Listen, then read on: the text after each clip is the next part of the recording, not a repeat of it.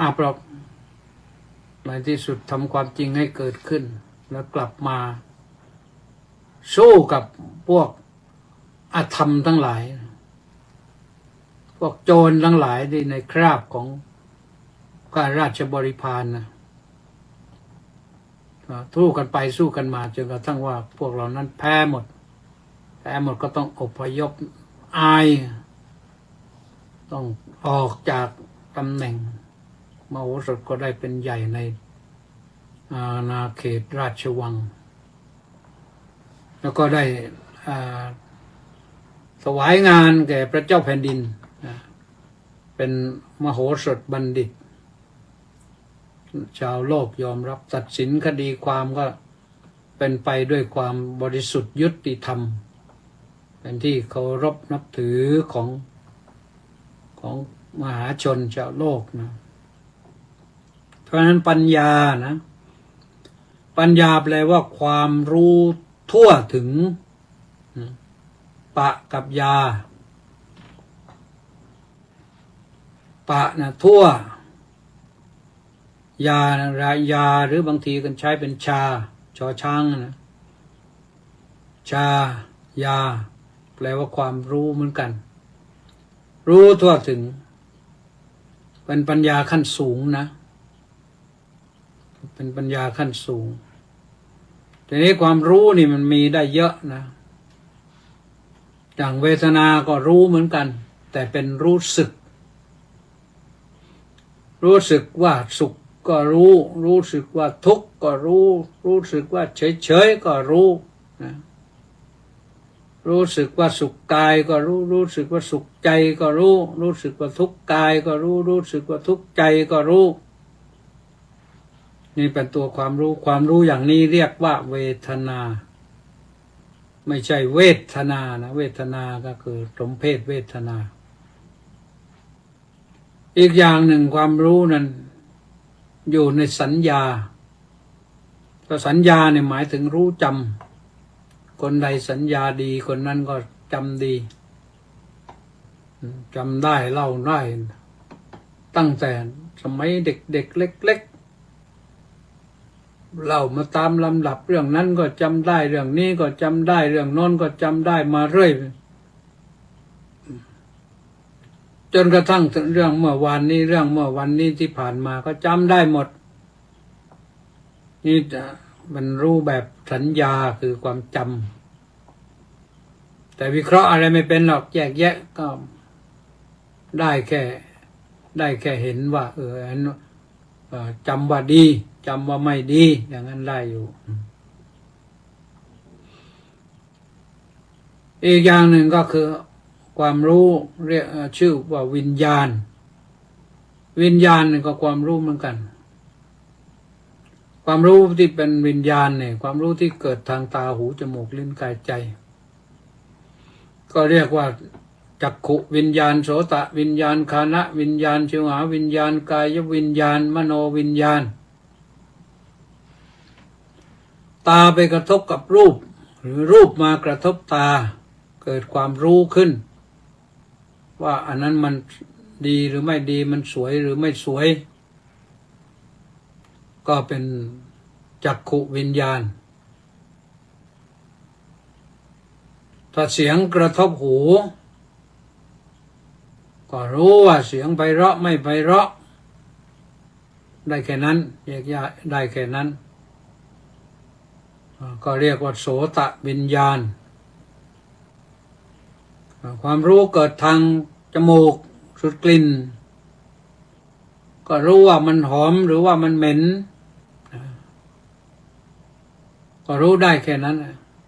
หรือรู้ว่ามันเฉยๆไม่หอมไม่เหม็นก็เป็น3อย่างก็ได้อยู่แค่นั้นไม่ได้อะไรมากไปกว่านั้นความรู้เกิดทางปากทางลิ้นฉันเรียกว่าชิวหาวิญญาณเกิดทางลิ้นเพราะลิ้นนี่มันประสาทรับรสมันอยู่ที่ลิ้นแต่พอลิ้นนึกชอบขึ้นมาก็น้ำลายมันก็จะออกทางกระพุ้งแก้มว่าโอ้ยมันอร่อยนะ หรือว่าไม่อร่อยลิ้นนี่รับรู้ได้หลายอย่างรับรู้รสเปรี้ยวรสเค็มรสเผ็ดรสจืดรสมันหวานมันเค็มก็รับรู้ได้แยกแยะไปได้หลายอย่างแต่ก็รู้อยู่ตรงนั้นแหละ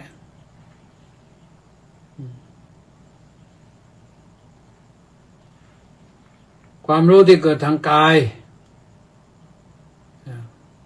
ความรู้ที่เกิดทางกายก็เรียกว่ากายวิญญาณคือกายได้สัมผัสกับความเย็นความร้อนความนุ่มความสลวยความสบายเย็นร้อนอ่อนแข็งว่างั้นพูดเป็นคำคล้องจองก็เย็นร้อนอ่อนแข็งได้สัมผัสแล้วก็รู้เย็นเนี่ยถ้าเย็นมันเป็นเย็นแบบน้ำแข็งแต่ถ้าเย็นแบบอากาศนี่เรียกว่ามันหนาวอากาศหนาวทีนี้หนาวเยอะเลยเหนียวหนาวยังไม่จบเนี่ยอากาศกรุงเทพยังหนาวอยู่ภาคเหนือภาคอีสานก็ยังหนาวอยู่ ก็ไม่รู้ว่าจะถึงไหนกรมอุตุก็แจ้งมาเรื่อยแหละพอผ่านมา2-3 วันก็คลื่นความหนาวมาอีกลูกหนึ่งความกดอากาศสูงมาอีกลูกหนึ่ง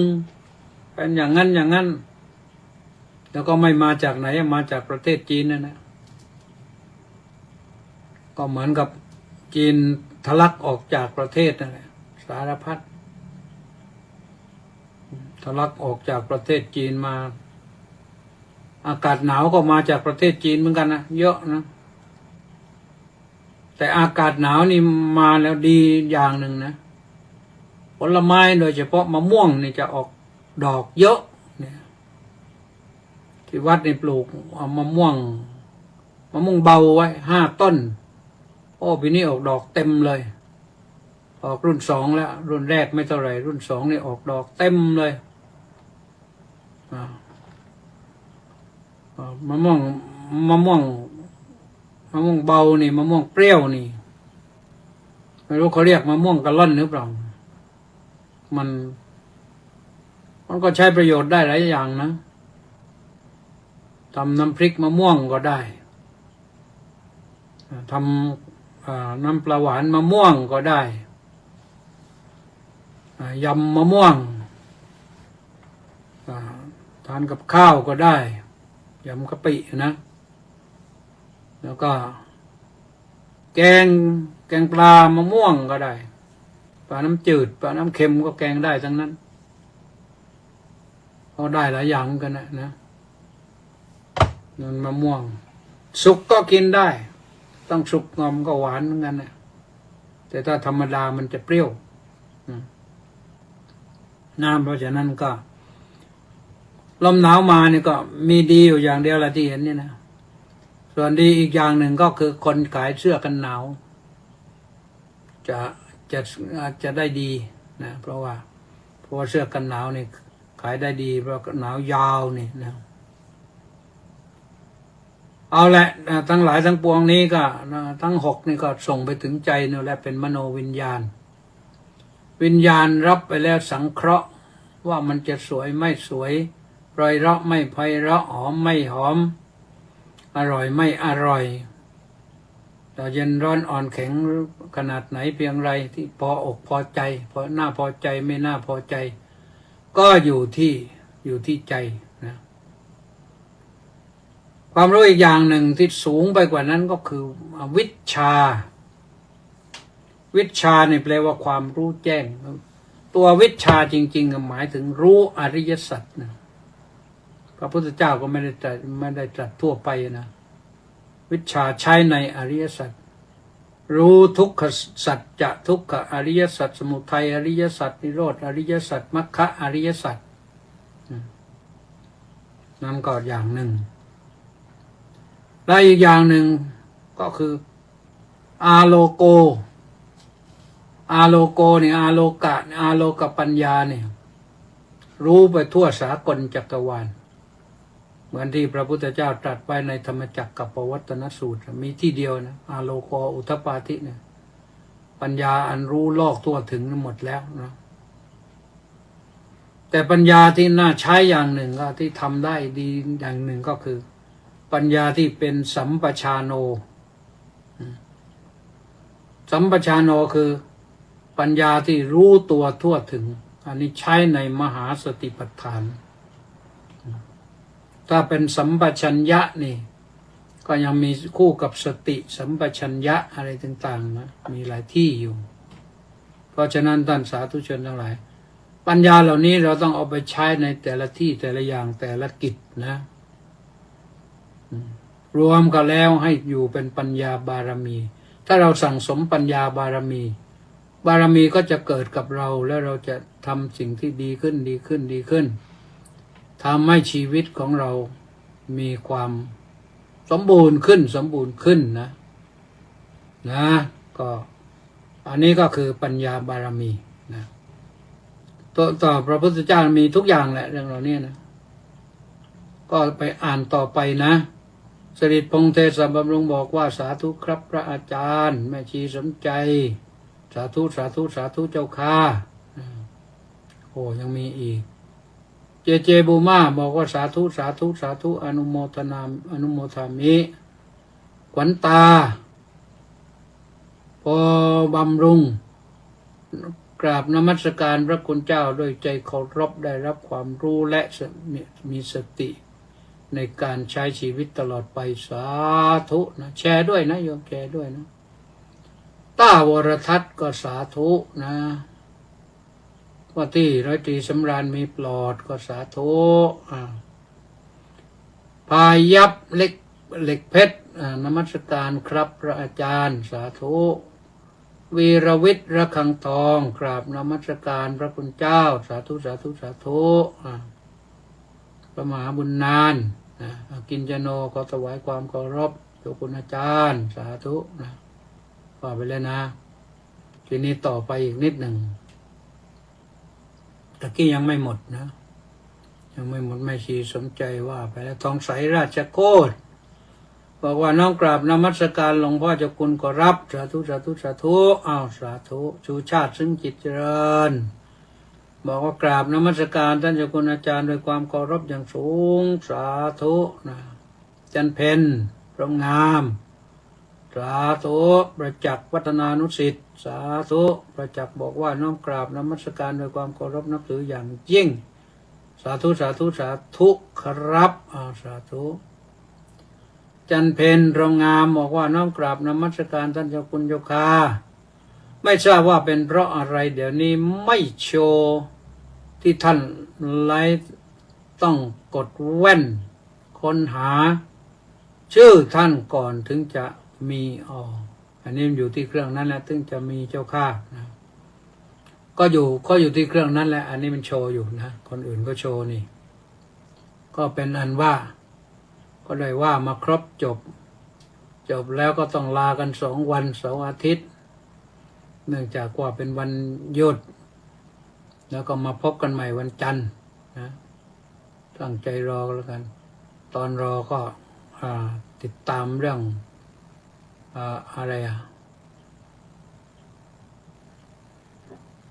นิชรกองเพชรว่าแล้วนะกราบนมัสการครับเฉลิมบรรณัสโนไทยกราบถวายความเคารพอย่างสูงครับนี่ว่าแล้วเอาละก็วันหยุดก็พักผ่อนบ้างนะแต่ว่ามีคลิปวิดีโอสั้นๆส่งไปให้ฟังกันให้ฟังกันเป็นข้อคิดธรรมะเป็นความรู้บ้างก็คิดเป็นแนวปฏิบัติบ้างแล้วก็ขอให้ทุกท่านได้ตั้งใจติดตามนะอาตมาก็ส่งให้เรื่อยๆเลยจนกว่าจะทำไม่ไหวนะวันนี้ก็หมดเวลาแล้วนะก็อำนวยอวยพรนะให้ทุกท่านมีความสุขโขสโมสรมีสุขสดใสมีพระรัตนตรัยคุ้มครองด้วยประการทั้งปวงทุกท่านทุกคนเทอญ